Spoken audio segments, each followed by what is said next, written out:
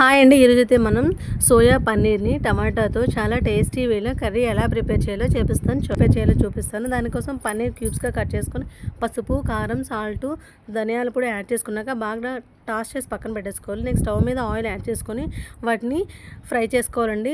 ఎక్కువగా ఫ్రై చేస్తే హార్డ్ అయిపోతాయి. వాటిని పక్కన తీసి పెట్టేసుకున్నాక ఆయిల్ యాడ్ చేసుకొని పచ్చిమిర్చి, అల్లం, వెల్లుల్లి, ఆనియన్స్‌ని యాడ్ చేసుకొని 50% మగ్గిన తర్వాత ఒక 5-6 మీడియం సైజు ఉన్న టమాటాస్ని కట్ చేసుకొని ఒక 70% మగ్గిన తర్వాత వాటిని చల్లార్చిన తర్వాత మిక్సీ జార్లోకి యాడ్ చేసుకొని ఫైన్గా గ్రైండ్ చేసి పెట్టుకోవాలి. నెక్స్ట్ తాలింపు కోసం స్టవ్ మీద ఆయిల్ యాడ్ చేసుకొని కరివేపాకు యాడ్ చేసుకోవాలి. ఆ ప్యూరీ అంతటిని కూడా యాడ్ చేసి ఆయిల్ అంతా పైకి తేలినంత వరకు కూడా బాగా మనం కలుపుకోవాలండి. నెక్స్ట్ దానికి పసుపు, కారం, కొంచెం సాల్ట్ యాడ్ చేసుకొని గ్రేవీ దగ్గర పడ్డాక ముందుగా ఫ్రై చేసి పెట్టుకున్న క్యూబ్స్ అన్నిటిని కూడా యాడ్ చేసుకున్నట్లయితే టేస్టీ సోయా పన్నీర్ కర్రీ చాలా బాగుంటుందండి. కొత్తిమీరతో సర్వ్ చేసినట్లయితే రియల్లీ మనం మిల్క్తో చేసిన